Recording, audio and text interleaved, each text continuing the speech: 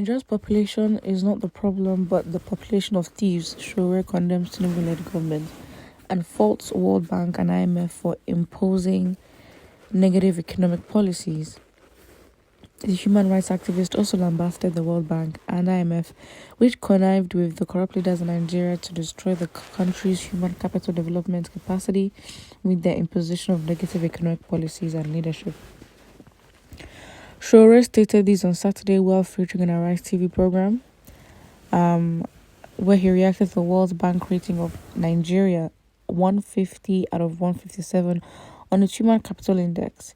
He noted that the population of Nigeria, like China and India, was supposed to be a blessing because Nigeria's population is not the problem, but the population of the thieves is. He added that more than 40 ministers assembled by President Bola Tinubu lacked the capacity to lift the country. He said it is very interesting the World Bank is the one expressing to the world that we are now lacking in human capital development. We must understand that Nigeria is subjected to economic policies that actually degraded its capacity to produce people with capacity.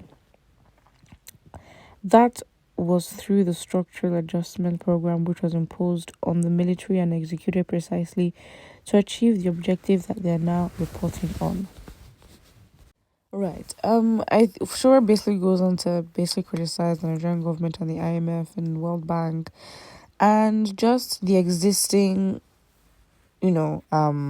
problems, structural development, the policies that are being employed in the Nigerian system.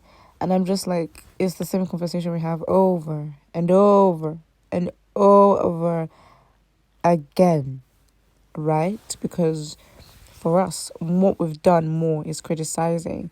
And don't get me wrong, it's not bad to criticize, but we're not doing anything per se.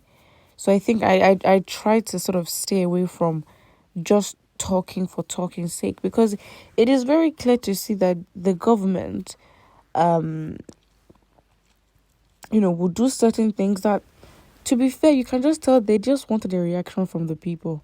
And maybe that is a distraction for them so that they can distract the people and do what they want and whatever is happening, because it's, you get people talking, they miss what they should pay attention to.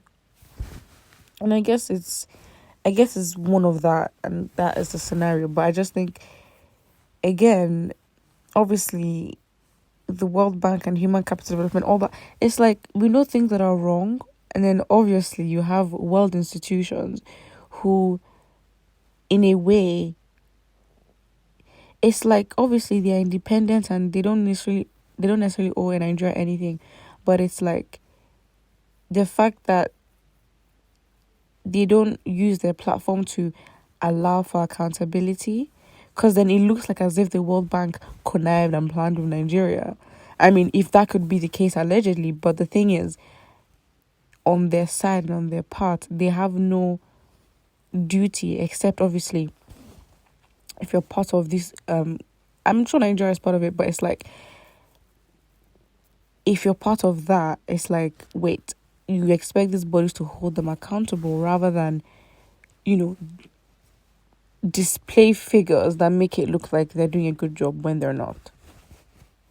And basically remove accountability from the politicians themselves regarding the issues Nigerians are facing. Because with economic policies and the development and capacity of the people in Nigeria, a lot of it is actually down to the government because they have the capacity, resources to do so. The people they're not gonna just develop themselves. Not everyone has capacity to do that. Everything is so privatized. So if you want to be educated to the best you can, you go choose what school you want to go to, and you pay heavily for it. So that's why it's like talking about this every single time, again and again. Something new will happen, and then when we discuss, we will go back to the fundamentals of lack of leadership, corruption, and underutilization of resources and all that. It's the same conversation, it's the same theme, just in different contexts.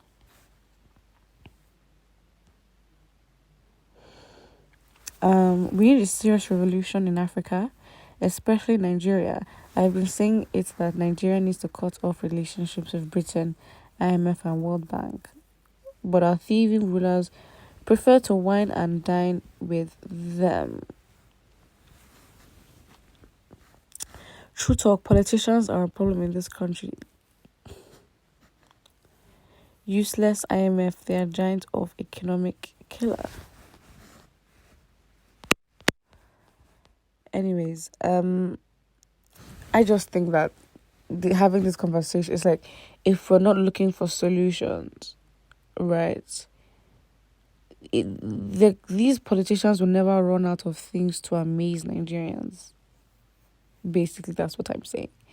They will not run out of things to do that to Nigerians. They won't. They will keep going.